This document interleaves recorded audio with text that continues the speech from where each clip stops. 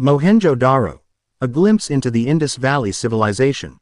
Mohenjo-Daro, located in the Sindh province of Pakistan, is a UNESCO World Heritage Site and one of the most significant archaeological discoveries of the 20th century. It was a major urban center of the Indus Valley civilization, flourishing between 2500 and 1900 BCE. The city's well-planned layout, sophisticated infrastructure, and advanced technologies for its time have left archaeologists and historians in awe, while also sparking numerous theories and mysteries. The rise and fall of Mohenjo-Daro. The city of Mohenjo-Daro, meaning Mound of the Dead, was built around 2600 BCE and was abandoned around 1700 BCE. It was one of the largest cities of the Indus Valley civilization, contemporaneous with ancient Egypt, Mesopotamia, and Minoan Crete. 1-2 The city's decline is attributed to a combination of factors, including climate change, environmental degradation, and possibly even a natural disaster like a flood. 3. A city of advanced planning and technology. Mohenjo-Daro was a remarkable city for its time, showcasing advanced urban planning and engineering. The city was laid out on a grid system with straight streets and well-defined blocks. A sophisticated drainage system, with covered sewers and public wells, ensured sanitation and hygiene. 2-4 The city also had a central citadel, a large bath complex, and numerous residential buildings with courtyards and bathrooms.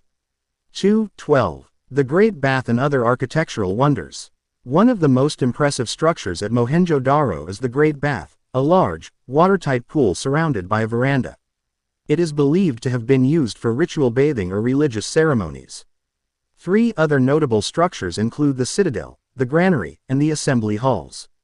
2. Unveiling the mysteries of the Indus Valley civilization.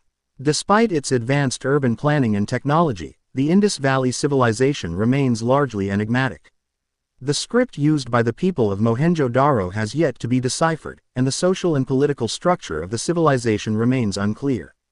Archaeologists have unearthed numerous artifacts, including seals, pottery, jewelry, and bronze sculptures, which provide insights into their daily life, trade, and religious beliefs.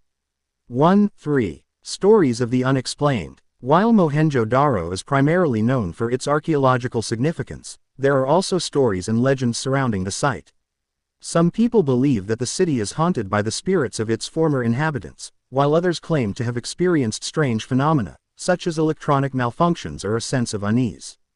1-6 These stories, though unsubstantiated, add to the mystique and intrigue surrounding Mohenjo-Daro. Important information to know. Location. Mohenjo-Daro is located in the Larkana district of Sindh, Pakistan. Access. The site is open to visitors, but it is important to follow the guidelines and regulations set by the Archaeological Survey of Pakistan. Conservation. The site is facing threats from erosion, pollution, and improper restoration. It is essential to support efforts to conserve and protect this important archaeological treasure. Respect. The site is a sacred place for many people, and it is important to show respect for the history and culture of the Indus Valley civilization. Conclusion. Mohenjo-Daro is a testament to the ingenuity and sophistication of the Indus Valley civilization. The city's advanced urban planning, technology, and artifacts offer a window into a lost world, while the mysteries surrounding the site continue to fascinate and intrigue. Mohenjo-Daro is a place of both historical significance and enduring mystery, reminding us of the complex and fascinating history of human civilization. Mohenjo-Daro, isang sulyap sa kabihas ng Indus Valley. Ang Mohenjo-Daro, na matatagpuan sa lalawigan ng Sindh sa Pakistan, ay isang UNESCO World Heritage Site at isa sa mga pinakamahalagang archaeological na natuklasan noong ika-20 siglo. Ito ay isang pangunahing urban center ng kabihas ng Indus Valley, na umunlad sa pagitan ng 2500 at 1900 BCE. Ang mahusay na plano ng lungsod, sopistikadong infrastruktura, at mga advanced na teknolohiya para sa panahong iyon ay nag-iwan ng mga arkeologo at historiador sa pagkamangha, habang nag-uudyok din ng maraming mga teorya at misteryo. Ang pag-usbong at pagbagsak ng Mohenjo-Daro. Ang lungsod ng Mohenjo-Daro, na ang ibig sabihin ay Mound of the Dead, ay itinayo noong 2600 BC at iniwan noong 1700 BCE. Ito ay isa sa mga pinakamalaking lungsod ng kabihas ng Indus Valley, na kapanahon ng sinaunang Ehipto, Mesopotamia, at Minoan Crete. Dalawa, ang pagtanggi ng lungsod ay iniuugnay sa isang kombinasyon ng mga kadahilanan, kabilang ang pagbabago ng klima, pagkasira ng kapaligiran, at marahil ay isang natural na sakuna tulad ng baha. 3. Isang lungsod ng advanced na pagpaplano at teknolohiya. Ang Mohenjo-Daro ay isang kamanghamanghang lungsod para sa panahong iyon, na nagpapakita ng advanced na urban planning at engineering. Ang lungsod ay inilatag sa isang grid system na may tuwid na mga kalye at mahusay na tinukoy na mga blok. Ang isang sopistikadong sistema ng paagusan, na may mga natakpan na alkantarilya at mga pampublikong balon, ay nagtiyak ng kalinisan at kalusugan. 2. Ang lungsod ay mayroon ding isang gitnang kuta, isang malaking paliguan, at maraming mga tirahan na may mga patio at banyo. 12. Ang mahusay na paliguan at iba pang kamangha-manghang arkitektura.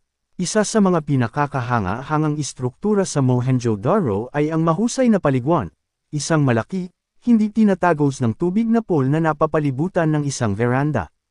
Ito ay pinaniniwalaang ginamit para sa ritual na paliligo o mga seremonya sa relihiyon. 3. Ang iba pang mga kapansin-pansin na mga istruktura ay kinabibilangan ng kuta, ang kamalig, at ang mga bulwagan ng pagpupulong. 2. Pagbubunyag ng mga misteryo ng kabihas ng Indus Valley. Sa kabila ng advanced na urban planning at teknolohiya nito, ang kabihas ng Indus Valley ay nananatiling malaking palaisipan. Ang script na ginamit ng mga tao ng Mohenjo-Daro ay hindi pa nababasa, at ang panlipunan at pampulitikang istruktura ng kabihasnan ay nananatiling hindi malinaw. Nakahukay ang mga arkeologo ng maraming mga artifact, kabilang ang mga selyo, palayok, alahas, at mga eskultura sa tansu, na nagbibigay ng mga pananaw sa kanilang pang-araw-araw na buhay, kalakalan, at mga paniniwala sa relihiyon. 3.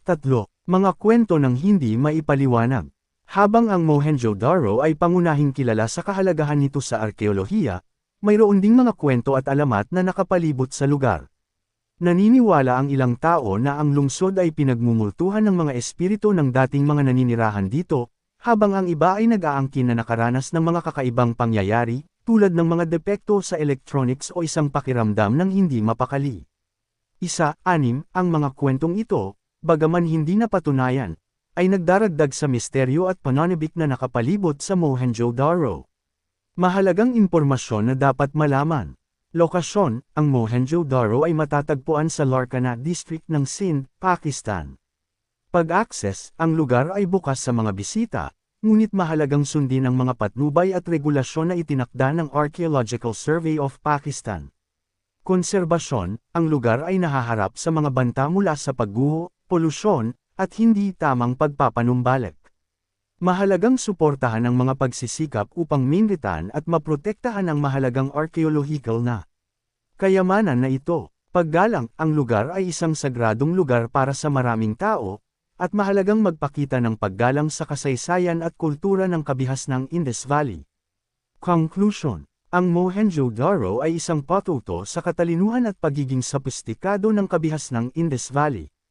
Ang advanced na urban planning, teknolohiya, at mga artifact ng lungsod ay nag-aalok ng isang bintana sa isang nawalang mundo, habang ang mga misteryo na nakapalibot sa lugar ay patuloy na nakakaakit at nagbibigay ng pananabik. Ang Mohenjo-Daro ay isang lugar ng parehong makasaysayang kahalagahan at patuloy na misteryo, na nagpapaalala sa atin ng komplikado at kamanghamanghang kasaysayan ng sibilisasyon ng tao.